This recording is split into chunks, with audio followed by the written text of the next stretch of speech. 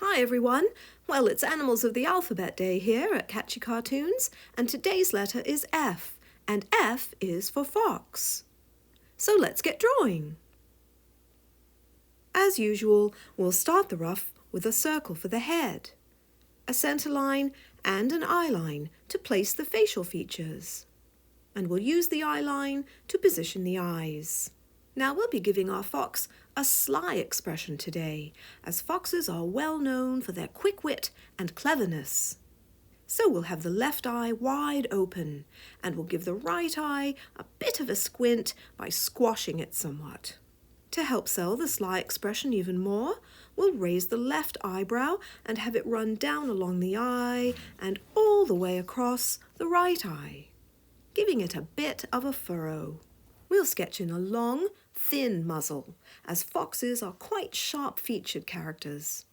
Place the nose about 2/3 down the muzzle. We'll give him a sly, crooked smile as well. The line should run across the muzzle, about halfway down from the nose. And by doing this, we've also created a cute little chin. We'll give him big, pointy ears, and we'll start to block in the shape of the head by arcing the line down to the bottom of the cheek and then across to the muzzle. A line of action for his posture.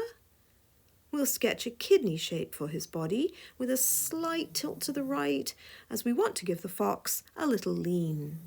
We'll just add a center line to establish his bias, sketch in a big thick ruff, and move on to his front legs. Now notice how we are not simply using parallel lines to draw the legs. By angling the line in from the shoulder down to his dainty little feet and then virtually straight back up, we've created a more interesting visual and a proper sense of anatomy. Avoid parallel lines when drawing legs, or just about anything else for that matter, as they are boring to look at and can lead to a stiff drawing. We'll sketch in the back leg and foot. And as you can see, I've drawn through other elements here. Now this can look a bit messy, but it really does help you anatomically. If you try to draw the leg around the other elements, it could end up looking broken or disconnected from your drawing. Now next, we must give him a long, bushy tail. This is known as a fox's brush and is quite magnificent. The bottom of the tail should be almost flat, as this gives the tail a sense of weight as it lies along the ground. Quickly sketch in the other back leg, and you can see how we've set a nice foundation for our fox. This means we're ready for the tie-down stage. This first tie-down is where we really bring the fox to life as we build on to our simple shapes and forms with more detail and a more committed line. We'll start with the eyes. Give the brow a bit more shape, and we'll draw in the inner part of the brow to really push the squint of that right eye. Indicate the nostrils, add more detail to the mouth, and we'll make his foxy chin a little pointier. We'll start to define the shape of the head by drawing in the top and giving our fox some furry cheeks. Relax and stay loose through this tie-down stage. We're still searching for our shapes and forms. Sketch in the color separation lines, as they will help define the facial features and the length of the muzzle. We'll make the ears a touch bigger,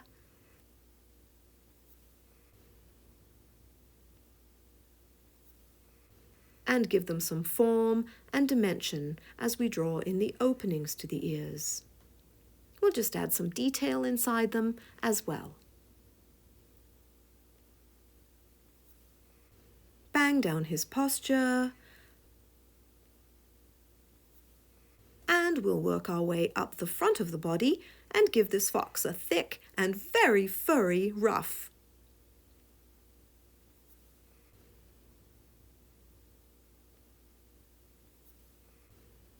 We'll thin out this leg just a touch. Add the toes, and instead of these rather golf club looking feet, let's create some anatomy by arcing a little line up from the toe to the wrist. Isn't it amazing what a difference such a small detail like this can make? and then simply repeat for the other foot. We'll give him thick fur through the shoulders as well as on the leg, and take note of how the fur separates as it moves over the bend of the knee. For the back foot, we'll angle the line up towards the toes, and we'll apply a fairly flat line from the toes back to the heel. This creates an interesting form and also avoids those dreaded parallel lines. We'll have some fun by making his beautiful brush especially thick and furry. Again, remember to stay loose and think of the density of all that fur and how it reacts as the tail curls around through the bend and then again as it contacts the ground. We'll finish this first tie-down stage by adding some fur to the other knee as we define that leg. Okay, so all the information we need to complete our fox drawing is right now before our eyes. So step back, have a good long look at what you've got. Anything looking a bit wonky? Take some time now to do any fix-ups before we really commit to our drawing in the next stage. And how about taking a moment to hit the like button if you're enjoying this, and even subscribing as well. The second tie-down stage is where we define the line with a little more polish and a darker, more committed line. We want the eyes to be as close to perfect as possible, as his expression is everything. We'll push the shape of the brows a bit more, define the nose and mouth, and I think that pointy chin could be even smaller. We'll nail down the cheeks, the color separation, and the inner ears. Let's add some definition to the ruff, as the fur here is looking a bit too messy.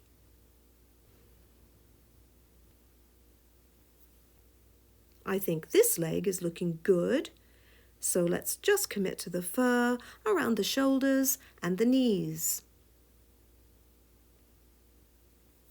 Define the toes, and then finally, let's add some oomph to the tail by really enhancing that fur.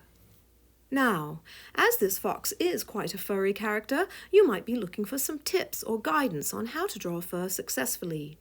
If so, I strongly suggest you watch my B is for Bear video, where we explore the properties of fur and how it reacts in different situations. And besides, it's a fun watch too.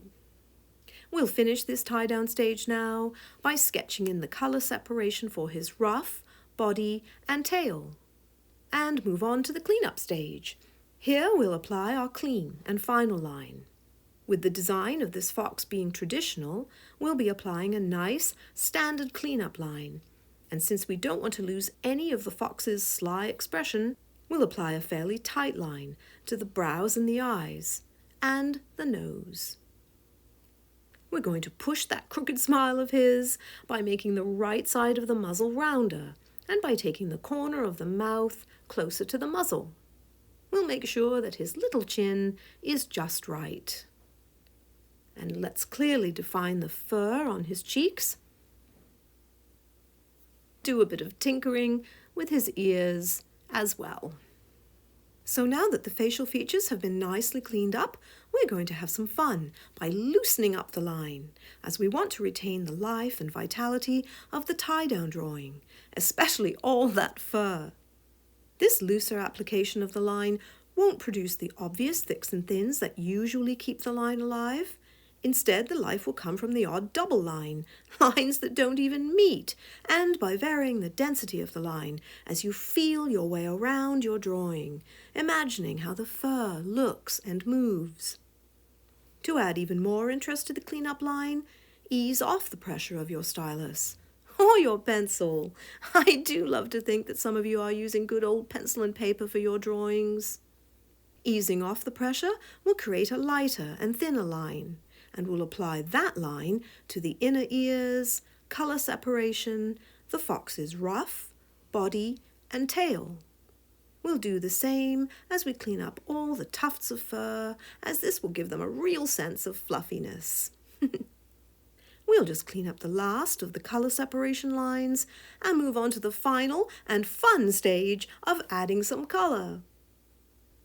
We'll use an earthy orange for the fox's head and body, but do be careful when selecting your colour, as a strong colour like orange can easily look oversaturated and not natural at all. This is why I try to avoid using oversaturated colours, as they can be tiring to look at, especially on a screen. We'll use a nice cream with just a hint of orange for the inner ears, lower face, ruff, belly, and the tip of his tail.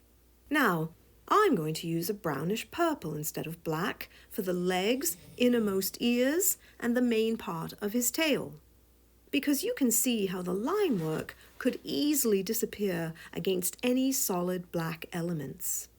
And besides, I think the purple looks good with the orange, as they are somewhat complementary colours, or at least very close.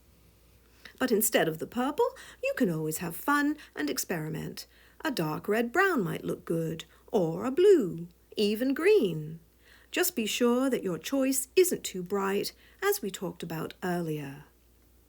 And how about that? You've just drawn one sly fox. Well done! And just in case you're wondering that I might think the alphabet begins with F, why not check out my other Animals of the Alphabet videos, starting with A is for alpaca. Thanks so much for watching, everybody, and I hope you enjoyed it as much as I did. Come back soon!